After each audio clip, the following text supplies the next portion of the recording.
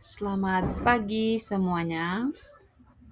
Anak-anak yang terkasih, hari ini kita akan belajar bersama tentang pendidikan agama Katolik dan budi pekerti dengan tema membangun relasi dengan Yesus.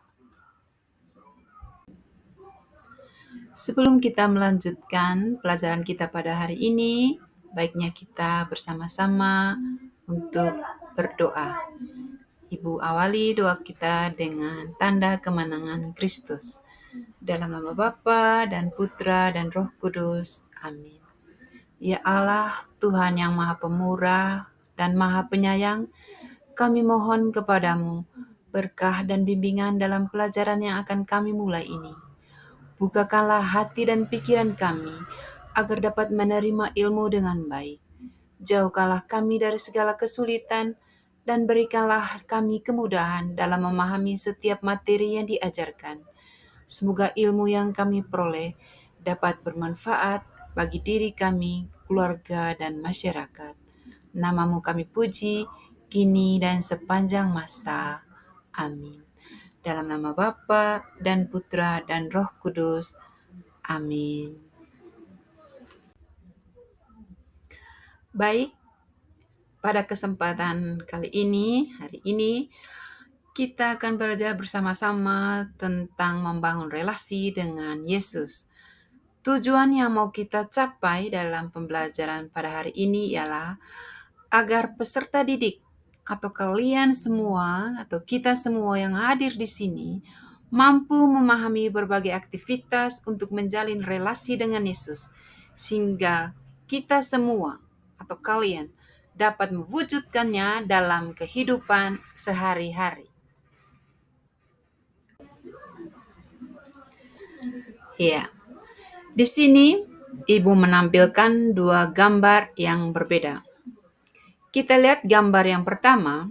Di sini ada dua orang yang saling bersalaman dengan bersentuhan secara fisik. Kita lihat kedua orang ini saling berjabat tangan. Lalu pada gambar yang kedua, mereka juga saling bersalaman, namun tidak bersentuhan secara fisik. Dari kedua gambar ini, menurut kalian, menceritakan apa saja gambar-gambar yang ada di dalam slide ini. Lalu, manakah gambar yang menunjukkan relasi yang dekat di antara mereka?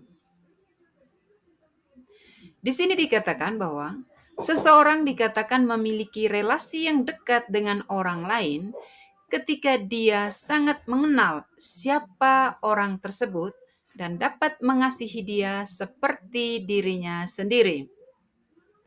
Relasi yang dekat dengan orang lain dapat terbangun dengan saling berkomunikasi dan berkenalan satu sama lain. Sungguh akan sulit membangun relasi yang harmonis dengan siapapun jika tanpa adanya komunikasi yang intensif dan lancar antara satu dengan yang lain. Ini adalah relasi antara dua orang seperti yang ada dalam gambar. Anak-anak yang terkasih, seperti halnya dalam menjalin relasi dengan sesama yang senantiasa memerlukan komunikasi yang efektif, demikian pula lah relasi yang dibangun bersama Yesus. Untuk itu, mari kita belajar dari para murid Yesus dalam membangun relasi yang erat dengan Yesus. Di sini ada bacaan kitab suci dari Injil Matius. Anak-anak bisa baca sendiri. Matius bab 4 ayat 18 sampai 22.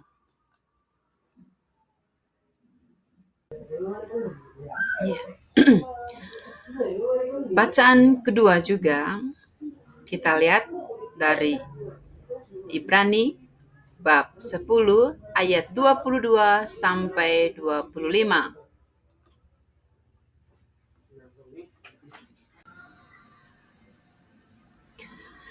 Oke, anak-anak yang terkasih, setelah kita membaca dua teks bacaan kitab suci tadi, sekarang kita bersama-sama mendalami bacaan kitab suci. Diharapkan kalian sudah ada dalam kelompok dan di sini sudah ada beberapa pertanyaan yang harus kalian dalami bersama-sama. Kita lihat yang pertama. Menurut kalian, mengapa Petrus, Andreas, Yohanes, dan Yakobus langsung berjalan ketika diajak untuk mengikuti Yesus? Lalu pertanyaan yang kedua, menurut kalian, hal-hal apa saja yang sebaiknya kita miliki untuk menjalin relasi yang dekat dengan Yesus berdasarkan Ibrani bab 10 ayat 22 sampai 25. Lalu pertanyaan yang ketiga, dalam menjalin relasi yang dekat dengan Yesus diperlukan komunikasi yang intensif. Nah, anak-anak, di sini kalian bisa merumuskan aktivitas-aktivitas yang dapat kalian lakukan untuk menjalin komunikasi dengan Yesus. Ya. Setelah kita mendalami dua bacaan tadi, ya, kita sudah masuk dalam kelompok, kita bahas bersama-sama. Sekarang kita boleh menemukan pokok-pokok penegasan yang ada di dalam dua bacaan tadi. Yang pertama kita lihat bahwa murid-murid Yesus, Petrus, Andreas, Yohanes, dan Yakobus, tanpa banyak alasan langsung berjalan ketika diajak untuk mengikuti Yesus. Hal ini memperlihatkan bahwa mereka memiliki kepercayaan yang luar biasa kepada Yesus. Jika mereka tidak percaya pada Yesus, maka kemungkinan mereka tidak akan mau mengikuti Yesus begitu saja. Selain percaya pada Yesus, mereka juga memiliki harapan terhadap Yesus. Lalu pokok yang kedua dalam Ibrani bab 10 ayat 22 sampai 25, hal-hal yang harus kita miliki tersebut antara lain, yang pertama, hati yang tulus dan iman yang teguh. Ini ada dalam ayat 22. Lalu yang kedua, teguh dalam pengharapan. Bacaan ini ada di dalam ayat 23. Lalu yang ketiga, saling memerhatikan, mendorong dalam kasih. Ini pokok yang kedua. Lalu pokok yang ketiga dalam bacaan ini tadi ialah komunikasi dengan Yesus dapat kita lakukan melalui beberapa cara, antara lain yang pertama melalui berdoa. Yang kedua, membaca kitab suci. Lalu yang ketiga, melakukan firman Tuhan. Ini adalah komunikasi yang dapat kita lakukan agar relasi kita dengan Tuhan semakin dekat.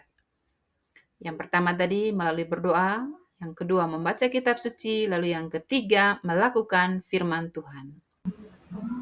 Ya. Anak yang terkasih,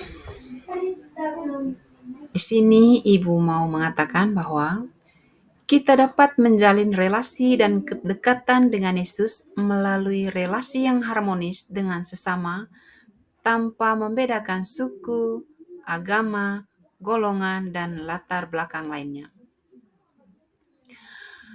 Sikap toleran dengan semua orang juga merupakan salah satu sikap yang menunjukkan perilaku membangun relasi dengan Yesus melalui sesama. Aku berkata kepadamu, sesungguhnya segala sesuatu yang kamu lakukan untuk salah seorang dari saudaraku yang paling hina ini, kamu telah melakukannya untuk aku. Ini bacaan dari Injil Matius bab 25 ayat 40. Anak-anak yang terkasih, hari ini kita bersama-sama telah mempelajari aneka tindakan untuk membangun relasi yang erat dengan Yesus. Kita ingin selalu dekat dengan Yesus sehingga kita dimampukan untuk hidup meneladan Yesus. Sebagai pertanyaan refleksi untuk kita semua, sudahkah kalian membangun relasi dengan Yesus?